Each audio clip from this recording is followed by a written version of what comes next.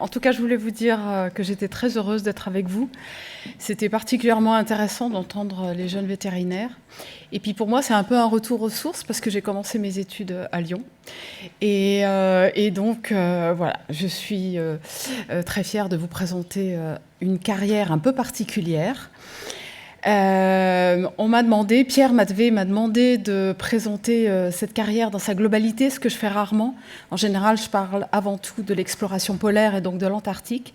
Et là, j'ai essayé de construire pour vous un programme qui vous permettra de comprendre comment les choses se sont organisées pour moi depuis le début. Donc là, vous voyez... alors, attendez, il faut que je me... Non, c'est quoi? J'avais un truc là. Ah oui, ça. Ça, c'est... Voilà. Quand je dis « ma vie a commencé sous une avalanche », en fait, c'est pas une blague. Je suis partie... Ça marche pas.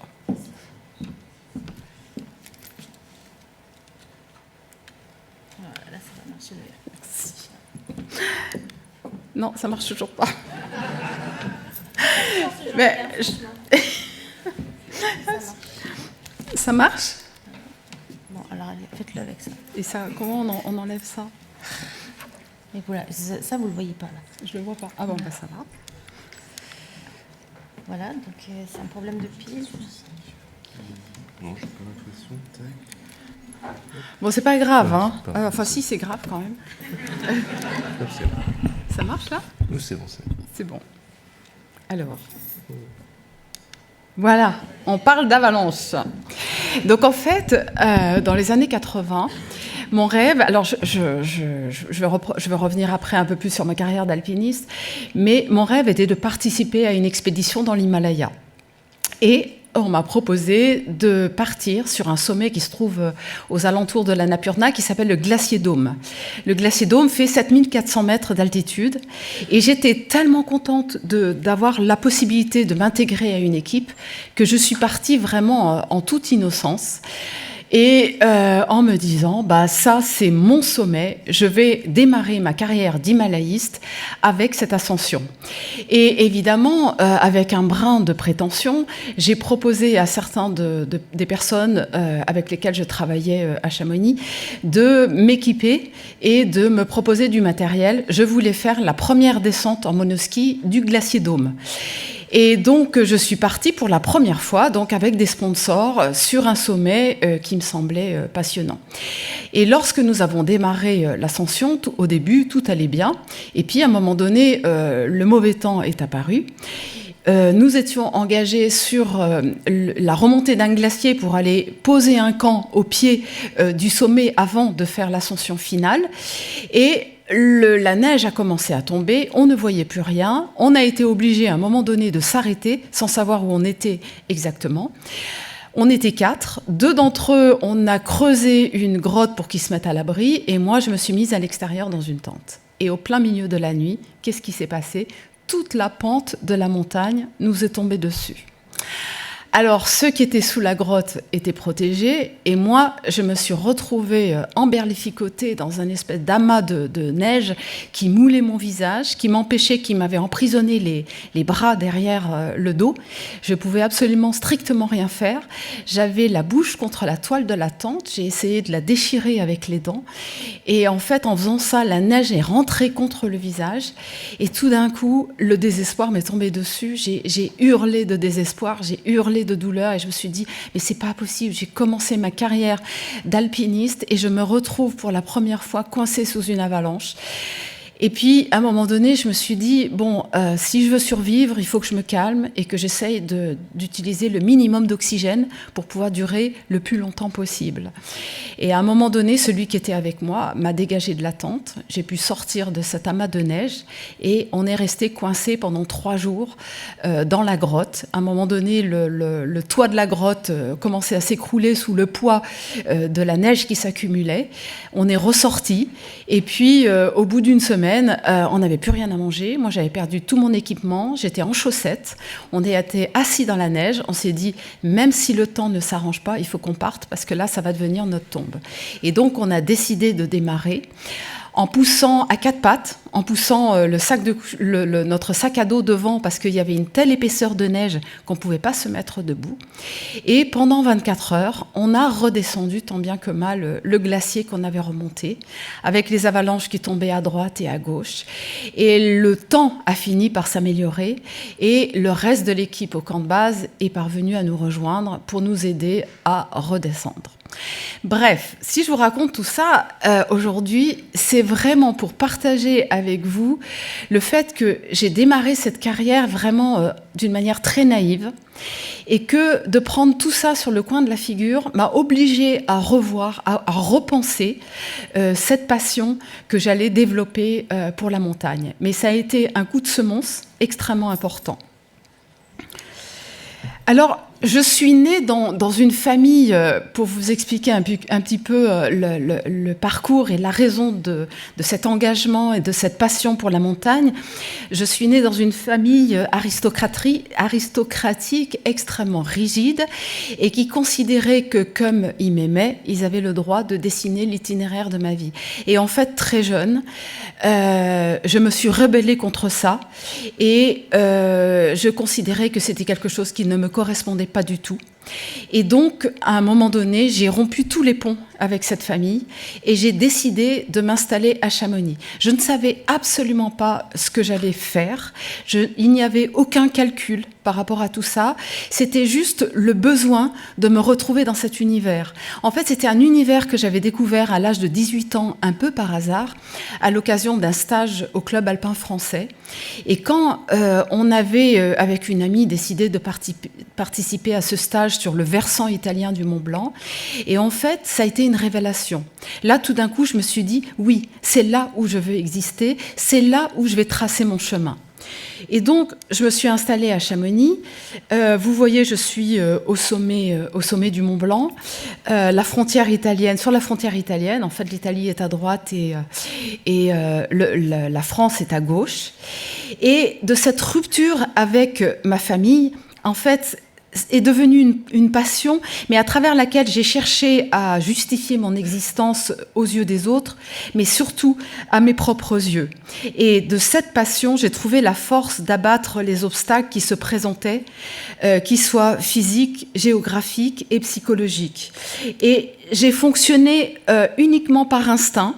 Donc j'ai décidé que gravir les sommets neigeux était une chose intéressante, mais qu'il fallait que je complète mon expérience d'alpiniste par l'escalade rocheuse, pour lequel j'ai passé beaucoup de temps.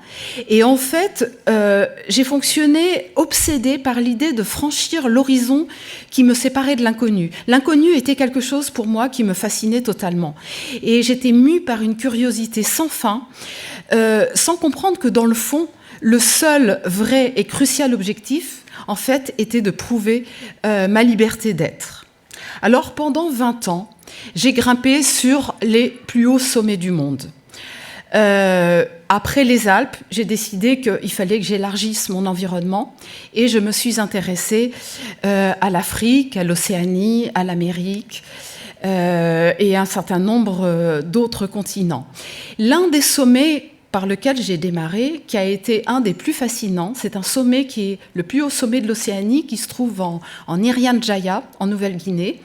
En fait, fut fascinant à plusieurs égards. D'une part, par la rencontre avec les populations en place. D'autre part, parce que c'était extrêmement difficile d'obtenir l'autorisation pour gravir ce sommet. On était proche d'une mine qui était exploitée par les Américains et ils n'avaient pas du tout envie qu'on apporte la preuve et des images qui montraient qu'ils étaient en train de dévaster une grande partie de la Nouvelle-Guinée. Donc on était accompagnés par des militaires indonésiens. Donc ça donnait un côté policier assez impressionnant.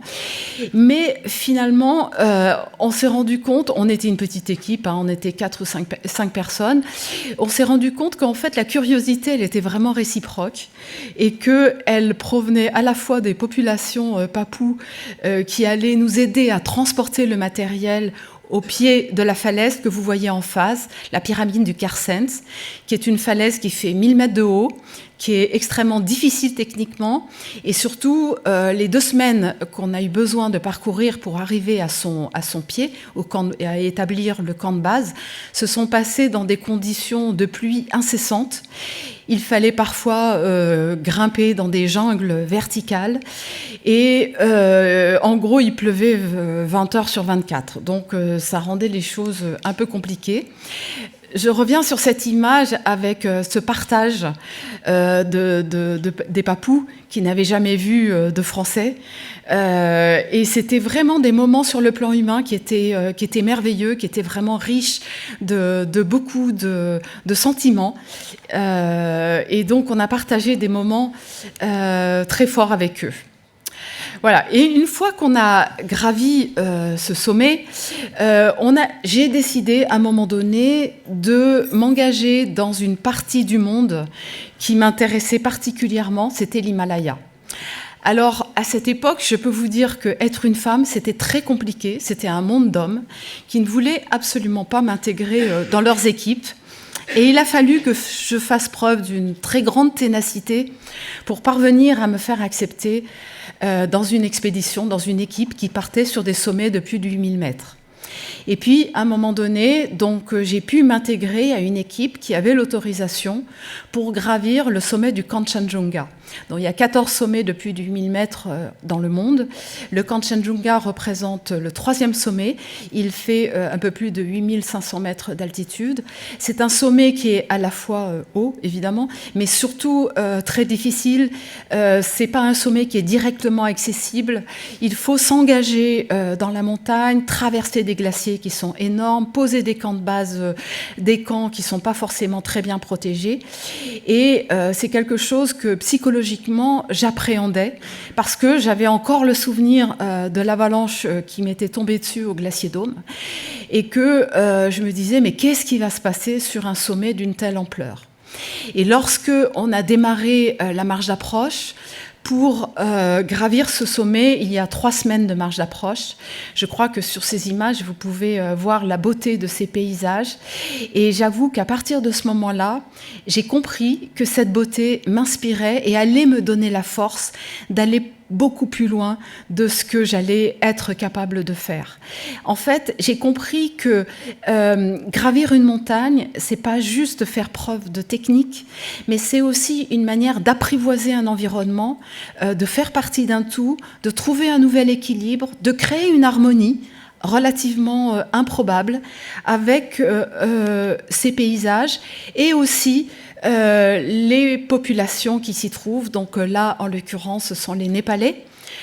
Ces Népalais qui nous ont accompagnés pendant toute la marche d'approche pour nous aider à transporter le matériel nécessaire pour être en autonomie totale au camp de base. Donc plusieurs centaines de kilos, je dirais même plus d'un millier, de 1000 kilos de matériel. Et ces porteurs sont capables de porter plus de 100 kilos sur leur dos, parfois dans des conditions de sentiers relativement périlleux. Et vous voyez aussi avec des choses, alors ça c'était pas pour nous directement, mais ça donne une idée de ce qu'ils sont capables de faire. Alors après, il faut reconnaître aussi que la durée de vie d'un porteur népalais ne dépasse pas 50 ans. Mais en tout cas, pour nous, ils étaient absolument indispensables. Et on a partagé 3 semaines avec eux à dormir dans des camps qui nous ont construits pour être plus ou moins à l'abri, à construire des ponts pour traverser des rivières infranchissables a priori, et puis petit à petit s'enfoncer vers cette montagne qui fait la frontière avec le Sikkim indien, avec le Népal et le Tibet. C'est un sommet normalement qui n'est pas accessible, sauf pour les expéditions qui ont une autorisation, parce qu'on touche encore à des endroits sensibles. Donc il faut toujours être entouré de gens qui donnent ces autorisations pour pouvoir avancer. Alors, nous allons être les premiers à gravir le Kanchenjunga par un couloir qui s'appelle le Yalungkang. Je suis sûre que ça vous dit beaucoup de choses. Mais surtout, ce qui est important, c'est qu'on va être les premiers à le gravir sans oxygène. Et je vais devenir la plus haute femme du monde sans oxygène. Alors, évidemment, j'en éprouve une certaine fierté, mais finalement, le plus important pour moi, c'est surtout que je prends conscience à ce moment-là que je suis sur le bon chemin. Je suis sur un chemin qui me correspond et je sais à ce moment-là que je vais aller très loin dans cette direction. Donc, dans la foulée, on va gravir un certain nombre de sommets, toujours des 8000 mètres, toujours sans oxygène. Ça, c'est quelque chose qui est vraiment très important pour moi. C'est vraiment une histoire d'éthique. Je me suis dit, quitte à avoir le privilège de suivre le chemin que je me suis choisi, il faut que j'utilise aucun moyen artificiel. Et donc, je me suis toujours interdite tout ce qui est utilisation d'oxygène ou autre moyen artificiel. Et à un moment donné, fort de notre expérience, nous allons tenter l'ascension de l'Annapurna. Vous voyez le sommet ici, en hiver, tant qu'à faire. Alors, ce sommet est mythique pour nous, les Français, parce que la France est le premier pays à avoir envoyé une équipe de grimpeurs gravir un sommet de plus de 8000 mètres dans le monde, et dans les années 50. Et le refaire en hiver, c'était quelque chose pour nous, sur le plan symbolique, qui était très important. Mais en hiver, donc l'hiver au Népal, c'est entre deux saisons de mousson, donc il neige beaucoup au printemps, il neige beaucoup à l'automne, mais pendant l'hiver, la montagne est très sèche et du coup beaucoup plus technique parce qu'il y a beaucoup plus de glace et ça présente des dangers d'engagement, là encore, qui sont extrêmement importants. Et alors, le côté aussi difficile à vivre que je perçois sur cette marche d'approche, c'est le fait de côtoyer des cadavres sur le chemin. C'est très difficile en haute altitude de rapatrier un corps parce que le manque d'oxygène rend l'effort compliqué. Et puis, alors, on va essayer de lui faire une tombe avec des pierres pour que le corps ne soit pas à l'air libre comme là on l'a rencontré. Mais on sait très bien qu'avec une tempête ou avec une autre avalanche, tout ça va disparaître.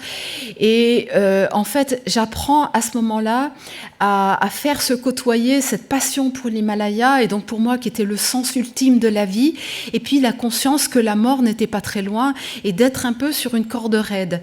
Et je vais me forger en fait un mental, expédition après expédition, qui va énormément me servir pour la suite de ma carrière d'himalayiste, mais surtout d'explorateur polaire.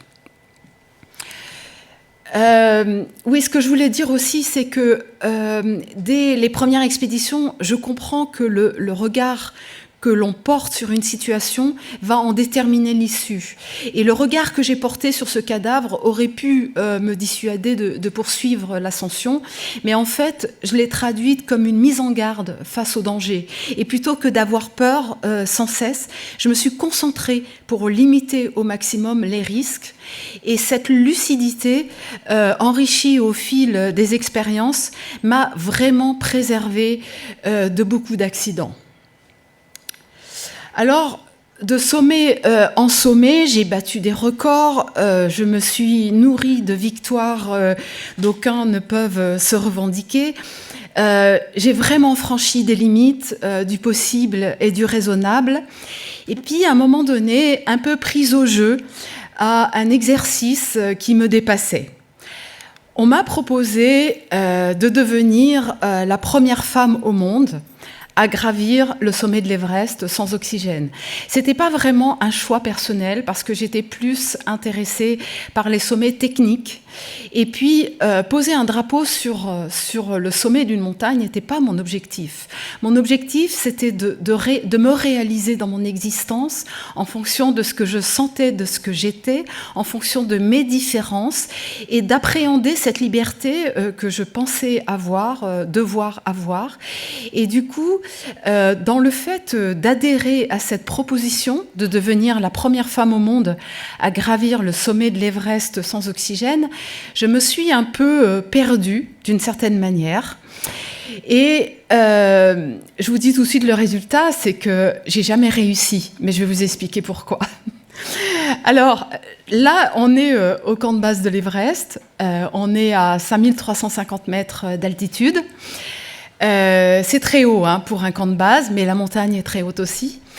Et il faut installer un camp solide pour pouvoir récupérer et y vivre pendant 1 mois. Et pendant ce mois, on va installer des camps dans la montagne qui vont progressivement être de plus en plus hauts. On va installer des cordes fixes pour sécuriser notre ascension. On va faire la trace de façon à ce que, s'il n'y a pas de mauvais temps, on puisse aller plus vite et plus en sécurité. Et il faut savoir aussi que cet endroit, qui est l'Icefall, qu'on appelle l'Icefall, donc la cascade de glace sur le versant le versant népalais de l'Everest, est l'un des endroits les plus dangereux au monde. Un jour, je me retrouvais à peu près à cet endroit que vous voyez sur l'image, et puis j'ai senti une sorte de tremblement sous les pieds, et j'ai dit à mon équipe, il faut sortir de là, il y a quelque chose qui ne va pas, il faut vite repartir. Et le lendemain, quand on est redescendu, après avoir dormi dans le camp supérieur, tout s'était écroulé. Il n'y avait plus aucune corde, plus aucune échelle, plus aucune trace. Donc comme quoi l'instinct est vraiment quelque chose qui fonctionne beaucoup quand on a suffisamment d'expérience. Et donc, on va passer beaucoup de temps à essayer de gravir ce sommet. Ici, vous nous voyez au dernier camp avant l'ascension du sommet, qui est à 8000 mètres d'altitude. Alors, en ce qui me concerne, comme je n'utilise pas du tout d'oxygène, je ne dors pas avec de l'oxygène et je ne grimpe pas avec de l'oxygène, je cherche à rester le moins longtemps possible statique. Parce que quand on n'utilise pas d'oxygène et qu'on se trouve à plus de 8000 mètres, le corps, à un moment donné, va payer un arrêt trop long. Et donc, il faut être suffisamment entraîné pour continuer à progresser le plus possible. Et puis finalement, à un moment donné, en arrivant au sommet sud de l'Everest, on était 3, bien loin de ce que vous pouvez entendre aujourd'hui. Les 2 personnes qui étaient avec moi avaient de l'oxygène, et l'un d'entre eux a eu un problème avec son max à oxygène qui a gelé. Il ne pouvait plus respirer l'oxygène, ce mélange d'air et d'oxygène qui lui permettait de progresser plus facilement. Et il m'a dit, moi je ne peux pas continuer, je dois redescendre. Et toi, c'est trop dangereux que tu continues seul, redescends avec nous. Et en fait, j'ai pas eu la force. Il faut savoir que quand on est sans oxygène à ces altitudes, on est vraiment à la limite de la vie. On est 8700 mètres, c'est vraiment très très haut. C'est comme si j'étais un peu dans un monde nébuleux. J'agissais par instinct, j'essayais de respirer extrêmement lentement, de pas faire de gestes brusques, de calculer tout et d'essayer de comprendre comment je pouvais me permettre d'avancer un pied après l'autre. Les conditions étaient exceptionnellement bonnes. Il faisait très beau. Je me souviens encore sur cette arête entre le Tibet à droite et le Népal à gauche. C'était absolument d'une beauté fantastique. Et quand cette décision a été prise, j'ai accepté de redescendre. Et quand je suis redescendue, en fait, je plairais derrière mon masque et je me disais, je suis passée à côté de la chance de ma vie. Voilà, j'ai raté quelque chose que je ne pourrais probablement jamais retenter. Donc, je suis redescendue et il fallait à nouveau repasser par les camps, retraverser l'Icefall et rentrer en France avec quand même ces images dans la tête qui sont quelque chose pour moi qui a été toujours une immense source d'inspiration. Et quand je suis rentrée en France, au bout d'1 an à pleurnicher sur mon cas, désespérée de me dire j'ai consacré toute ma vie en tant qu'alpiniste et himalayiste, tout me réussissait et tout d'un coup tout s'écroule. Qu'est-ce que je peux faire ? Comment est-ce possible ? Et du coup, parce que je sentais en moi des capacités que j'arrivais pas à mettre en œuvre et je me disais si j'ai échoué, c'est à cause des autres. Voilà. Alors, donc j'avoue. Alors, vraiment sous le regard désapprobateur de ceux qui me jugeaient, parce qu'à la fois ils disaient ouais chouette elle a raté, et en même temps ils me disaient elle a qu'à réessayer une 6e fois. Après bon, et j'ai dit stop à tout ça et j'ai décidé de me remettre en question dans un univers où je serais totalement seule et où je n'aurais aucune influence à subir. C'est la raison pour laquelle j'ai décidé que cet échec allait être un tremplin vers autre chose. Alors, ce que vous voyez là, peut-être que vous devinez ce que c'est, mais le plus grand désert du monde, c'est l'Antarctique. Il n'y a pas de vie possible. Alors oui, il y a des animaux, je vous rassure. Sur la côte, il y a des manchots, il y a des phoques, il y a des oiseaux, etc. Mais au cœur du continent, sur cette grosse boule que vous voyez sur les images, il n'y a pas de vie possible. Il y a 4000 mètres d'épaisseur de glace. En hiver, il peut faire moins 90 degrés. En été, en moyenne, c'est moins 70. Il n'y a pas d'insectes pour nourrir un quelconque animal. Donc, moi qui voulais être seule quelque part, je réussissais vraiment mon coup. Et en fait, j'attendais c'est une sorte d'immense miroir de glace, et je me disais, ce miroir ne va me laisser aucune chance d'échapper à ma vérité. Et en fait, de cette vérité, je voulais faire émerger les forces et les capacités dont je soupçonnais l'existence et que je n'étais pas arrivée à mettre en œuvre pour l'ascension de l'Everest, pour atteindre le sommet principal de l'Everest.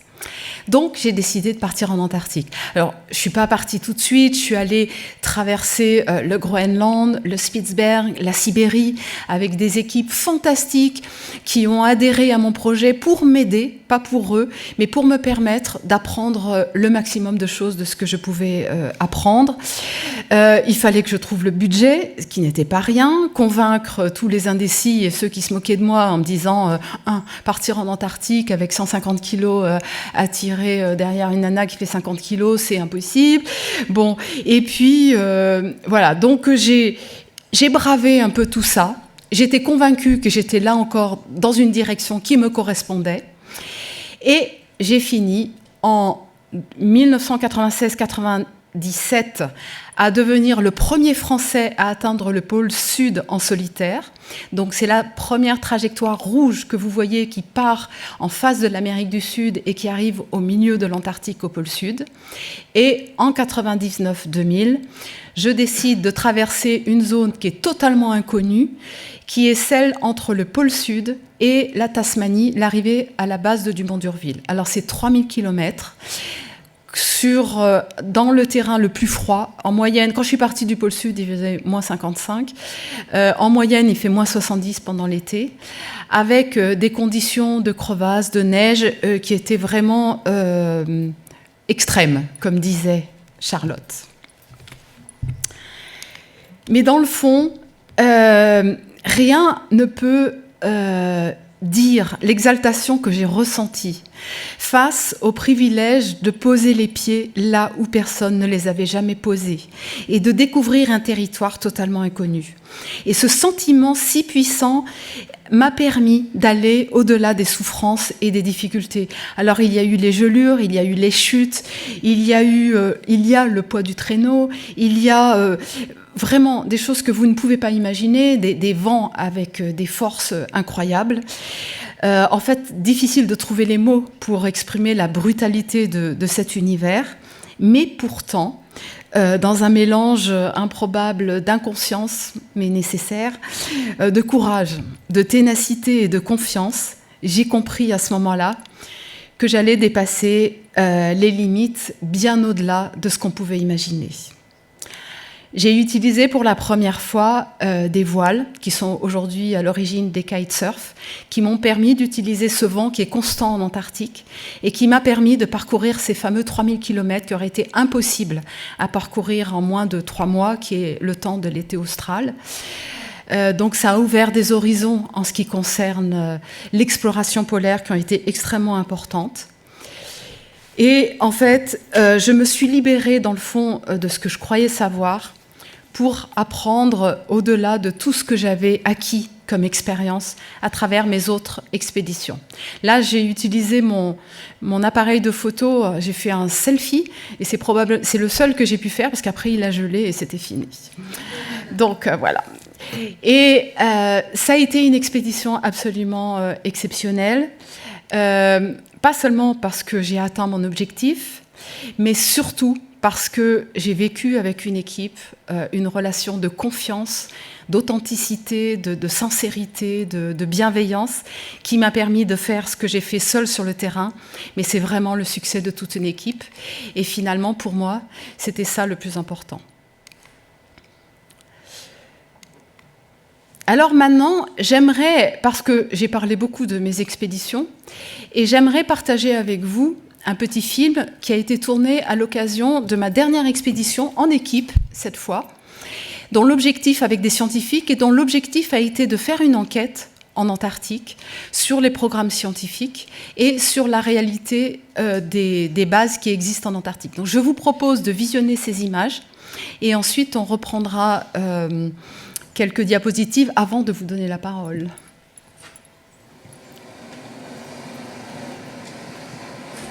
En 1774, le navigateur anglais James Cook disait à propos de l'Antarctique « Ce pays est condamné par la nature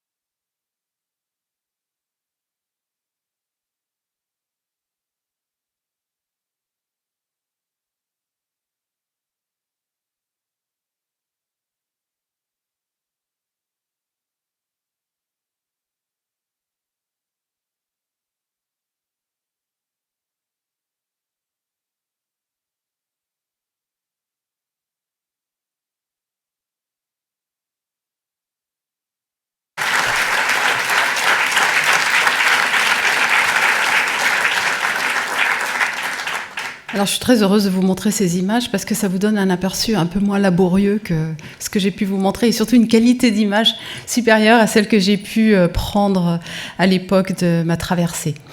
Cette expédition que vous venez de voir, elle a été faite donc en collaboration avec 40 000 élèves de 4 000 établissements différents qui ont pu nous poser des questions pendant tout le temps de cette petite traversée, enfin cette traversée pour aller jusqu'à la péninsule. Et ça nous a permis d'envoyer des images, de répondre aux mails et surtout d'apporter des informations actuelles et factuelles sur un continent pour lequel on fantasme beaucoup, mais souvent dont on ne connaît pas grand-chose. Et je trouvais que par rapport à une population de jeunes, c'était important qu'ils partent leur réflexion, qu'ils démarrent leur réflexion sur des éléments qui soient vraiment précis. Voilà la raison de cette expédition qui sera poursuivie dans quelques années par une enquête beaucoup plus approfondie. Là, on a démarré quelque chose, mais je pense que dans 4-5 ans, on va pouvoir faire quelque chose de plus important. Je vais poursuivre un petit peu avec ce qui a suivi la traversée de l'Antarctique. À un moment donné, donc j'ai travaillé avec l'Institut polaire et ils m'ont demandé de prendre la direction de la base de Dumont d'Urville. Alors c'était quelque chose au départ que je voulais pas vraiment. Parce que je sortais d'expéditions en solitaire et je ne savais pas très bien comment traduire cette expérience en solitaire dans le cadre d'une équipe. Mais j'ai fini par accepter et 8 ans plus tard, donc je retrouve cette base pour y mener une équipe dans les conditions de sécurité les plus importantes. Alors on est 26, accrochés à une île qui est une toute petite île qui s'appelle l'île des Pétrels, qui fait 5 km² et qui se situe à 5 km de la côte antarctique. Donc ça c'est un détail important parce que toutes les missions scientifiques qu'on va devoir mener sur le continent antarctique va nous demander de traverser ce bras de mer et on ne peut le faire. Alors quand l'eau est libre, on peut utiliser les bateaux, mais quand l'eau commence à geler, que le pack commence à se former, on va être obligé d'attendre que l'épaisseur soit suffisante pour qu'on puisse évoluer à pied et ensuite avec des engins. Donc une de mes responsabilités dans le cadre de cet hivernage, c'est de mesurer l'épaisseur de la glace. Alors moi, ça m'allait très bien. Je sortais tous les jours. Je vais vous montrer une photo après, mais je vous dis rapidement. Je sortais tous les jours et je sortais seule parce que c'était le seul moment où j'arrivais à me retrouver un peu dans une atmosphère qui m'était habituelle. Et parce que le reste du temps, quand même, j'avais 25 paires d'yeux qui étaient braqués sur moi 24 heures sur 24 et que je trouvais ça très, très, très pesant d'une certaine manière. Mais bon, donc ce qu'il faut savoir, c'est que quand on dirige une base de ce genre, on est assermenté officier de police judiciaire, officier de l'état civil, et en fait, on doit veiller au respect des lois et de l'application de l'ensemble des réglementations qui sont relatives aux activités humaines sur le territoire terrestre et maritime. Et on doit rendre compte jour après jour de tout ce qui s'y passe. Alors, j'étais aussi donc le représentant de l'Institut polaire et je devais faire en sorte que les programmes scientifiques qui sont menés pendant l'hiver et qui sont très différents de ce qui se fait pendant l'été soient menés dans des bonnes conditions. Alors, en général, ce n'étaient pas les responsables de programmes scientifiques qui étaient présents, mais c'était les petites mains. Alors, en général, des VCAT, des gens qui venaient faire soit leur service militaire sur le terrain, soit leur thèse en Antarctique. Et ils devaient faire en sorte que ces programmes soient menés dans des bonnes conditions. Mais ils n'avaient pas l'expérience des directeurs de laboratoire. Et du coup, pour moi, c'était vraiment une très grosse responsabilité de m'assurer que chacun le fasse dans des conditions de sécurité optimum. Ce qu'il faut savoir, c'est que à la base du Dumont d'Urville en Terra Delhi, le vent peut dépasser des vitesses de 300 km/h. Donc ça veut dire que dans ces cas-là, les sorties sont impossibles. Mais il y a toujours un petit malin qui a envie de sortir et de faire mieux que les autres. Bref, donc il faut s'assurer d'avoir un œil en permanence sur tout le monde et sur tous les projets. J'ai été choisie parce que je savais ce que c'était l'Antarctique, donc j'étais une sorte de pilier pour cette équipe. Alors, pour moi, je vais dire honnêtement, ça a été aussi extrême que la traversée en solitaire de l'Antarctique. Mais d'un plan collectif.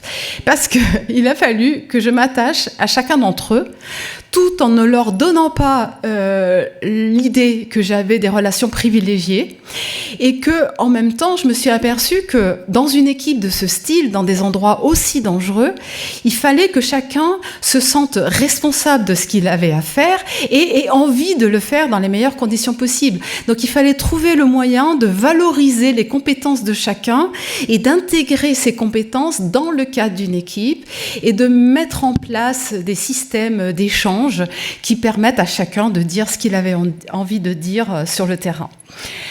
Là, vous voyez une image du début. Alors, tant qu'on est pendant l'été austral, je dirais que c'est pas trop compliqué. Il y a les gens qui travaillent pendant l'été. Mais quand le dernier navire, l'Astrolabe, va tourner le dos à la base pour la dernière rotation et qu'on se retrouve pour devant nous 9 mois d'hiver polaire, d'isolement total, à ce moment-là, tout le monde prend conscience de la réalité de ce qu'il va vivre. Et c'est là où les choses commencent à devenir intéressantes. Donc, je parlais des vents katabatiques. Là, vous voyez ce vent qui est des vents à faible altitude, mais qui peuvent atteindre des vitesses incroyables, qui prennent naissance au sommet de la calotte polaire, qui est pas très loin du pôle sud, et qui accélèrent au fur et à mesure qu'ils s'approchent des côtes. Et ça donne des sortes de tornades sur la glace, sur le pack que vous voyez, qui est... alors, quand on est à l'abri, c'est super beau. Il vaut mieux pas être à l'extérieur à ce moment-là. L'un des aspects absolument merveilleux du fait d'hiverner, bon, je suis restée 13 mois donc à la base, d'hiverner à la base du Mont d'Urville, c'est de voir arriver les manchots empereurs. Alors, on ne sait toujours pas aujourd'hui d'où ils viennent, vous en savez d'ailleurs peut-être plus que moi, mais toujours est-il qu'au début de l'hiver, on voit arriver des colonies qui émergent derrière les icebergs et qui arrivent sur la côte de notre petite île, et ils attendent en fait que la glace soit suffisamment épaisse pour faire leur œuf. Et donc, ils vont s'installer sous une forme de spirale, d'escargot. Vous avez peut-être vu La Marche de l'Empereur. Ça a été tourné exactement là. L'équipe de cinéastes est restée pendant 13 mois à la base du Mont d'Urville pour tourner ces images. Et c'est incroyable de voir ces animaux qui forment une espèce d'escargot pour que chacun, à leur tour, présente le dos au vent et au froid. Et quand ils partent, il y a un immense creux là où ils étaient, parce qu'au cœur de tout cet ensemble d'animaux, il fait plus de 37 degrés. Et donc ça, c'est vraiment quelque chose de magique de pouvoir être témoin de ça. Donc la base, elle est constituée de plusieurs bâtiments qui sont séparés les uns des autres par des passerelles métalliques sur lesquelles on peut s'amarrer lorsque les vents sont trop forts et assurer sa sécurité. Tous les bâtiments sont séparés pour des raisons de sécurité et en particulier d'incendie. S'il y a un feu, il faut qu'on puisse se réfugier dans un autre bâtiment. Il y a des bâtiments qui sont réservés à la science, il y en a qui sont réservés à la vie en communauté avec une cuisine. En fait, c'est relativement bien équipé. On a un dortoir et puis on a des bâtiments, des hangars immenses avec des réserves de nourriture qui nous permettent en fait d'assurer ce dont on a besoin pendant 3 ans. Voilà. Mais normalement, au bout d'1 an, on est censé pouvoir repartir. Donc, je vous disais que l'une de mes responsabilités, c'était de mesurer l'épaisseur de la glace. Donc, je faisais ça avec une foreuse. Et puis, je vous montre cette image parce que il m'est arrivé quelque chose en plein milieu de la nuit polaire. Il faisait moins 30. Et donc, je partais seule à ce moment-là. Et puis, tout d'un coup, il y avait de la neige à la surface et j'ai pas vu qu'il y avait une fissure entre 2 plaques et je suis passée à travers. J'avais cette combinaison orange sur moi avec exactement l'équipement que vous voyez ici et de l'eau jusqu'au cou. Et à ce moment-là, bon, alors au début, j'ai essayé coûte que coûte d'appuyer sur mes coudes pour sortir, mais au fur et à mesure que j'appuyais, en fait, la glace s'effondrait. Et j'ai eu un moment de panique, suivi immédiatement, un peu comme sous l'avalanche, d'un moment où je me suis dit, bon, quitte à mourir, autant que j'essaye de faire de mon mieux pour m'en sortir. Et en fait, c'est vraiment quelque chose que j'ai eu envie de partager avec vous parce que ça montre à quel point la gestion de son esprit va déterminer ce qui va se passer pour la suite. Si vous voyez les choses d'une manière positive ou si vous faites les choses d'une manière positive, vous avez beaucoup de chances de vous en sortir. Si vous le faites d'une manière négative, c'est sûr, vous allez mourir et tout le monde dira bah, de toute façon, elle n'avait pas le choix. Mais en fait, c'est pas vrai. C'est pas vrai. On a toujours le choix. Et donc, je suis dans l'eau jusqu'au cou. La radio dans ma combinaison, inondée évidemment, donc je peux pas appeler au secours, et donc j'arrivais pas à enlever mon sac à dos parce que les clips étaient pris par la glace, et pour faire court, parce que sinon Charlotte va me rappeler à l'ordre, eh bien j'ai sorti le bâton que j'avais pour le mettre à la surface, j'ai attendu que ça gèle suffisamment pour après ramper un peu comme un phoque en me servant de ce bâton pour sortir sur la plaque de glace. Voilà, donc j'ai fini par m'en sortir, mais tout ça pour vous dire que non seulement à toute l'équipe, j'avais strictement interdit de sortir seule, mais il fallait pas qu'on me voie quand je revienne à la base. Et donc voilà, donc on m'a pas vue, donc tout s'est bien passé, mais après, ils n'ont pas compris pourquoi, j'ai demandé à quelqu'un de m'accompagner. J'ai dit, bah oui, mais finalement, ça me permet de partager une expérience de la glace. Voilà. Bon, je vous donne quelques petits trucs au cas où. Mais ce qui était compliqué, c'était de faire ça, parce que c'est quand même à le faire tous les jours, avec quelqu'un qui soit capable de sortir tous les jours, qui soit sûr sur la glace, qui soit capable de gérer les crampons, qui fasse les choses correctement, et aussi sur le plan psychologique, qu'on n'imagine pas que j'établisse une relation privilégiée avec quelqu'un, parce qu'après ça déclenche tout un tas de jalousie, d'histoire, etc. Et finalement, je suis partie avec mon cuisinier qui était homosexuel et tout le monde le savait et ça posait aucun problème. Donc c'était super parce qu'il était sportif et super sympa. Donc c'était très bien. Donc je m'en suis très bien sortie comme ça. Et puis, à un moment donné, donc on passe quand même un long hiver. C'est très difficile de trouver son équilibre, en particulier pendant la nuit polaire. Le manque de luminosité pèse sur les épaules de chacun d'entre nous. Certains n'avaient plus envie de se lever.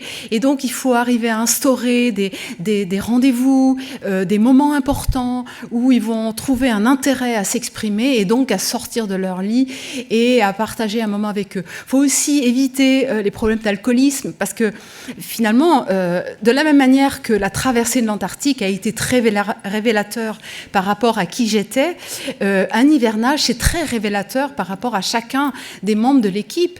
Et certains n'étaient pas là forcément pour des bonnes raisons. Certains voulaient fuir leur famille, voulaient divorcer, voulaient faire ceci ou cela. Et bref, une fois sur place, en pleine nuit polaire, c'était beaucoup moins excitant qu'au tout début de l'hivernage. Et là, il faut le gérer. Donc, et souvent, ils ont tendance à le gérer en prenant trop d'alcool. Et plus vous prenez d'alcool, plus vous allez avoir des conduites à risque, et plus c'est compliqué encore à trouver cette espèce d'équilibre. D'autant plus que normalement l'alcool est à volonté, et en fait pour la première fois une femme était un chef et le chef était une femme, et donc moi j'ai décidé que l'alcool ne serait pas à volonté et qu'il y aurait une certaine quantité par semaine et pas plus. Voilà. Et finalement ça a relativement bien fonctionné comme ça. Alors, une fois qu'on sort de l'hiver, donc vous avez vu ces couleurs qui sont incroyables. Bon, je n'ai pas parlé des aurores australes qui sont incroyables aussi. Les petits vont naître et puis ils vont attendre que le pack se disloque pour pouvoir partir en mer. Voilà, il faut à la fois que le pack se disloque et qu'ils perdent leur fourrure de bébé, on va dire, qui le protège du froid et qui va leur permettre de nager dans l'eau correctement. Et lorsque le pack se disloque, eh bien, ça va autoriser au navire, à l'astrolabe, de nous retrouver après 9 mois d'isolement total, sans aucun échange possible, ni par voie maritime, ni par voie aérienne.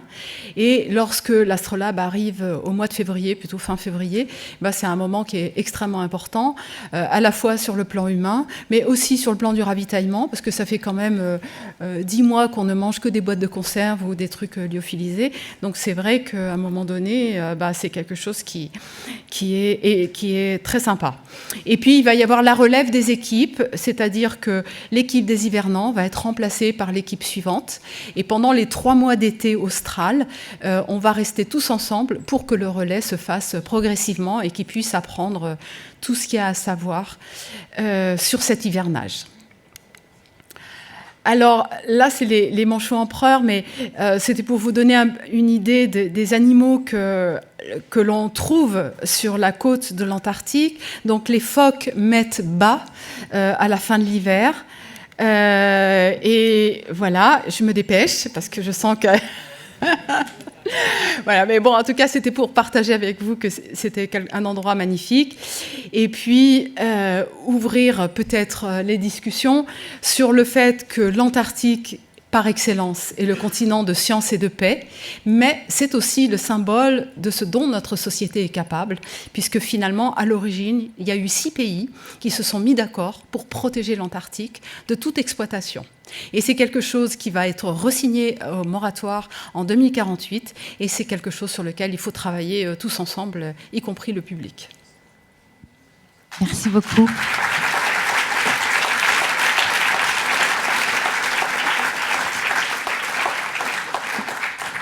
Bon, je vous ai un peu pressé sur la fin, mais...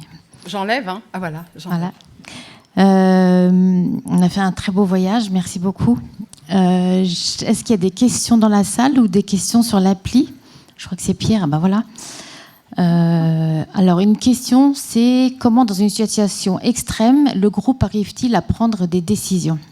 Oui. Est-ce que ça marche? Ça marche? Ça marche? Oui. Alors, en fait, là, il y a une hiérarchie extrêmement rigide. Alors, ça a été instauré depuis toujours, mais en gros, il y a un chef, et ensuite, il n'y a pas d'intermédiaire. Alors, après, il y a des discussions en interne, et chacun a le droit de s'exprimer, mais au bout du compte, c'était quand même moi qui prenais la décision. Voilà. Mais il fallait que les échanges, qui se faisaient une fois par semaine, où chacun avait le droit de mettre sur la table tous les sujets qui les intéressaient, il fallait que pendant ces échanges, les décisions soient justifiées. Voilà. Donc il fallait qu'il y ait un accord de l'équipe dans sa globalité. On va se mettre un petit peu par là, Laurence, parce qu'on a besoin de l'ordinateur. Donc une autre question. Après avoir repoussé les limites toujours plus loin, comment voyez-vous le monde?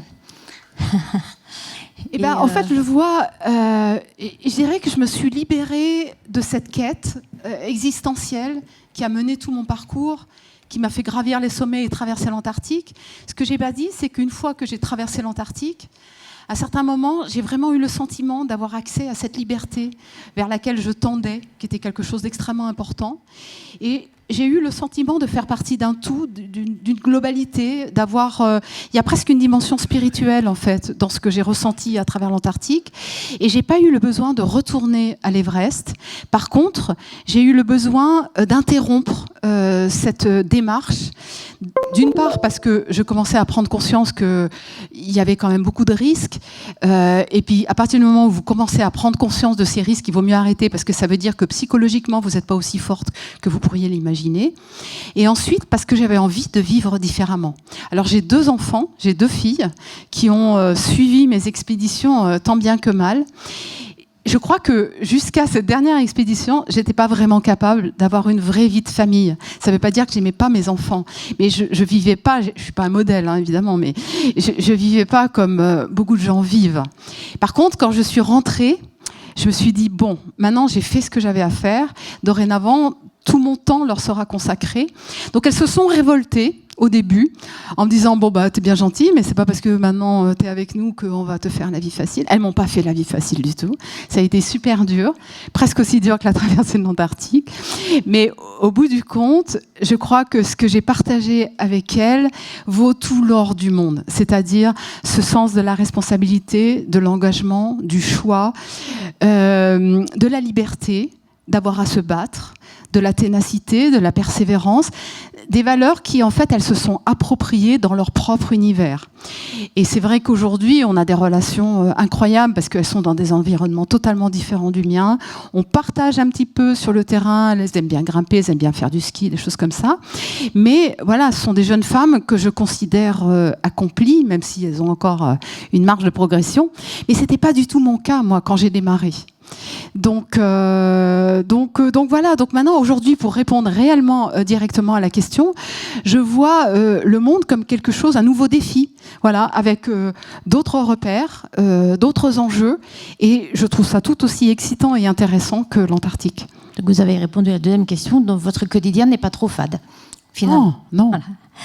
Et est-ce que vous avez d'autres défis ou d'autres aventures qui sont prévues là, dans les années? Alors, je n'ai plus d'aventure de ce type puisque j'ai dit que je mettais un terme à ce type d'expédition. Dorénavant, tout est tourné sur le partage et la transmission. Donc, l'expédition qui a été menée avec le catamaran à voile que vous avez vu, c'était vraiment dans l'idée de témoigner de l'état actuel de l'Antarctique et de donner des informations factuelles, pas d'inventer des choses, etc.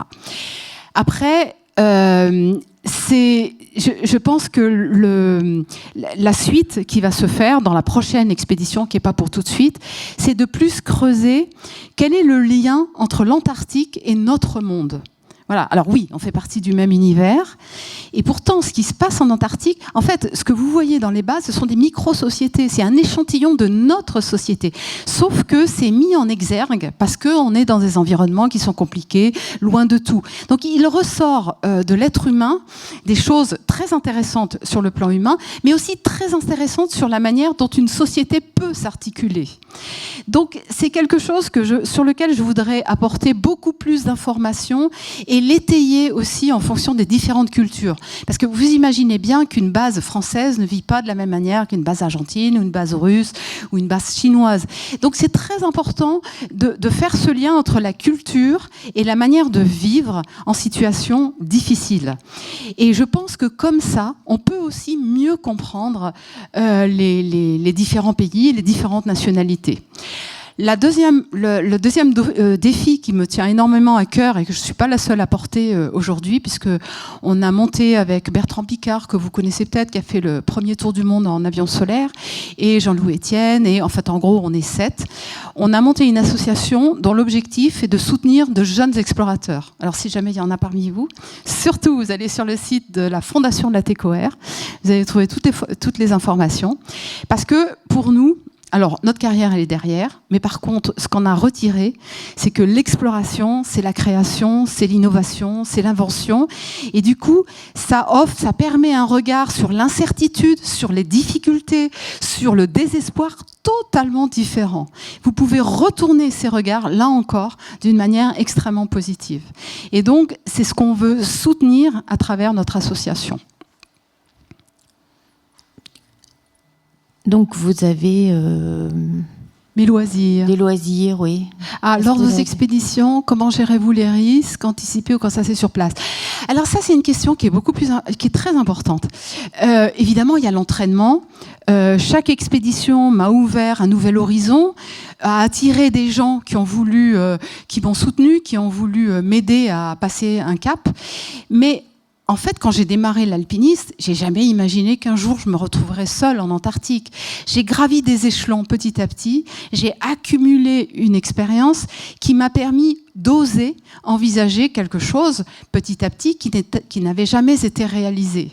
Donc, l'expérience, c'est l'expérience de toute une vie sur le terrain, qu'il soit dans l'Himalaya, qu'il soit dans la neige, qu'il soit en Arctique ou en Antarctique.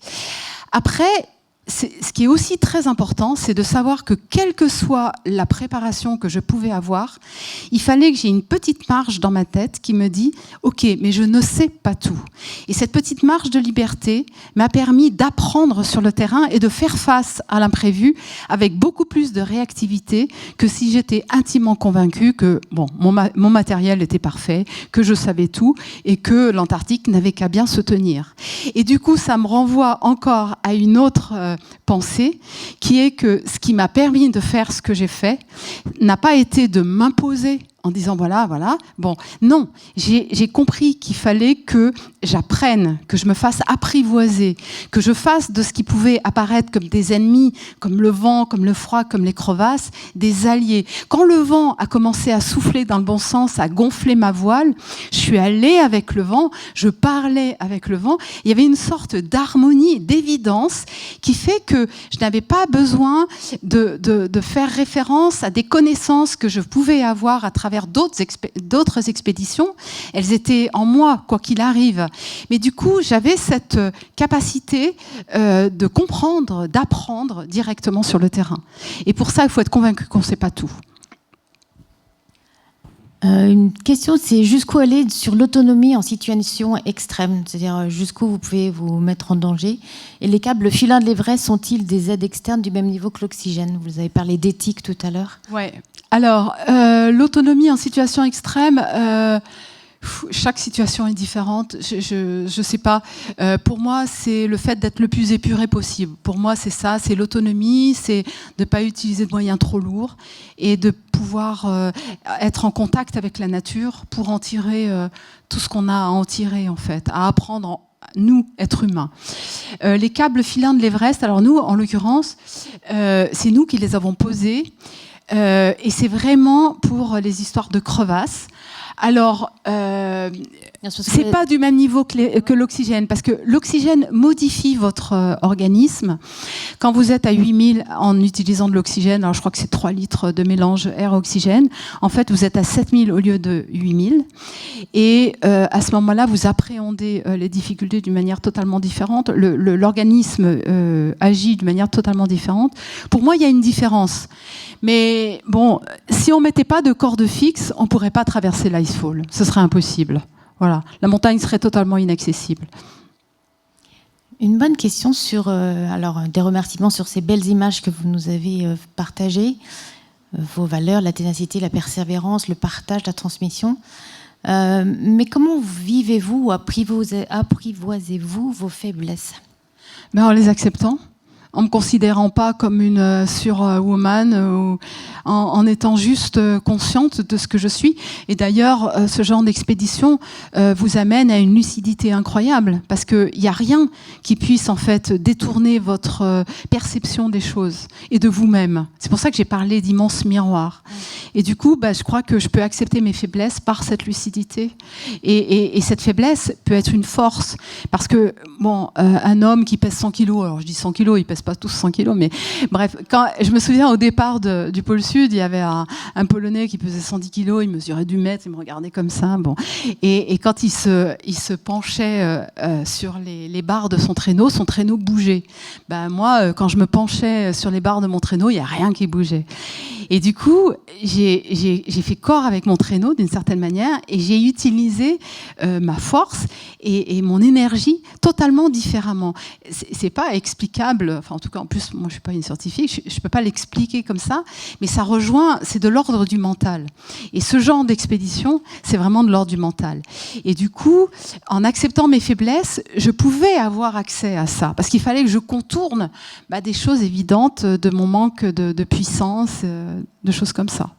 Et dans ce moment-là, vous n'avez pas envie d'arrêter? Non, j'ai jamais eu envie d'arrêter. Alors j'ai eu des moments de désespoir terribles en me disant mais comment ça se fait que je sois aussi limitée, aussi faible? Comment c'est possible? Mais j'étais persuadée que j'étais là où je devais être. Et ça, je pense que c'est en lien avec toute cette succession d'expéditions, cette espèce d'authenticité qui fait que je n'ai fait que des projets que j'avais réellement envie de faire. Et je reviens à l'histoire de l'Everest. Je pense que si j'ai raté l'Everest, heureusement peut-être, parce que peut-être que j'en serais pas redescendue vivante, mais je pense surtout que c'était pas un vrai projet personnel. C'était plus une question d'image, de paraître, alors que moi, depuis le début, la seule chose que je voulais, c'était être, c'est tout. Et donc voilà. Une petite question en Antarctique, quels ont été vos pires moments et vos meilleurs moments? Alors, le pire moment que vous ne voyez pas sur ces images, c'est qu'à un moment donné, j'avais mal bloqué une bouteille d'essence qui est dans une bouteille en aluminium très fine, qui est allée se percer contre le cerclage de mon traîneau. Tout l'essence s'est déversé dans mon équipement et le froid enlève les odeurs. Et quand je me suis installée sous ma tente, je pratiquement été inconsciente parce que j'ai commencé une intoxication assez grave. Et là, j'ai eu le sentiment vraiment de perdre le contrôle de cette expédition. Et pour moi, c'était ça le moment le plus dramatique. Et le meilleur moment, c'était, j'en ai parlé un petit peu avant, il faisait super beau, il y avait très peu de vent, le terrain était assez plat. Et tout d'un coup, j'ai eu le sentiment de faire partie de cet univers, d'avoir ma place. Et c'était magique. Ça avait quelque chose. Et ça, je l'ai gardé en moi définitivement. Donc, c'est même pas l'arrivée qui a été le meilleur moment. C'est vraiment cette espèce d'état de grâce un peu en cours de route. Merci beaucoup, Laurence. Une dernière question qui sont finalement, qu'est-ce que vous faites en dehors de votre travail comme loisir? Qu'est-ce que vous je fais? travaillez tout le comme temps? Tout le monde. Hein. Non, je fais comme tout le monde. C'est vrai que je suis très engagée dans mes projets, mais après, je continue à faire de la montagne, de l'escalade, du ski, partager avec mes enfants, ma famille, etc. Donc, je fais la cuisine même. Merci beaucoup, Florence. Merci beaucoup. Merci.